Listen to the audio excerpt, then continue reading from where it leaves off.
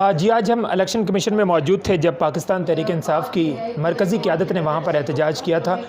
اور آج election commission of Pakistan نے بہت بڑا دھوکہ کیا ہے تحریک انصاف کے ساتھ۔ مجھے کافی عرصہ ہو گیا الیکشن کمیشن آف پاکستان کو کور کرتے ہوئے۔ آج جب مرکزی قیادت وہاں پر احتجاج کر رہی تھی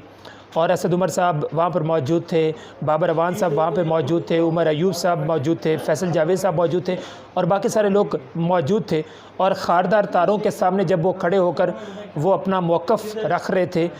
تو اس وقت ہم نے دیکھا پولیس کی بہت بڑی تعداد تھی، رینجرز کی بہت بڑی تعداد تھی، اور اس دوران ایک شخص کو رینجرز اور پولیس پکڑ کے سامنے لے کر آئی، اور ہمیں یہ لگا کہ جیسے اس کو الیکشن کمیشن آف پاکستان کا نمائندہ بنا کر وہ وہاں لے کر آئے ہیں۔ یعنی اس شخص کو ہم نے الیکشن کمیشن آف پاکستان میں آج تک نہیں دیکھا۔ ہم اتنے سالوں سے الیکشن کمیشن کو کور کر رہے ہیں اور اس شخص کو ہم نے الیکشن کمیشن میں نہیں دیکھا۔ اب تحریک انصاف نے ایک یادداشت جمع کرانی تھی،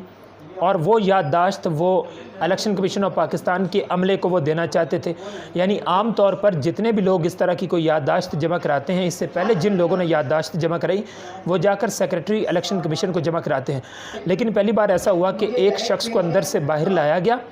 اور ہم نے دیکھا کہ وہ الیکشن کمیشن کی بلڈنگ کے اندر سے نہیں نکلا، صرف وہاں پر گیٹ کے اندر سے وہ باہر کی طرف آیا، اور اس کو الیکشن کمیشن کا افسر بنا کر پیش کیا گیا، اور اس کے ذریعے سے یہ یادداشت وصول کی گئی، اور ان سب کو یہ کہا گیا کہ یہ الیکشن کمیشن آف پاکستان نے آپ کی یادداشت وصول کر لی ہے، لیکن وہ حقیقت میں الیکشن کمیشن آف پاکستان کا وہ افسر نہیں تھا۔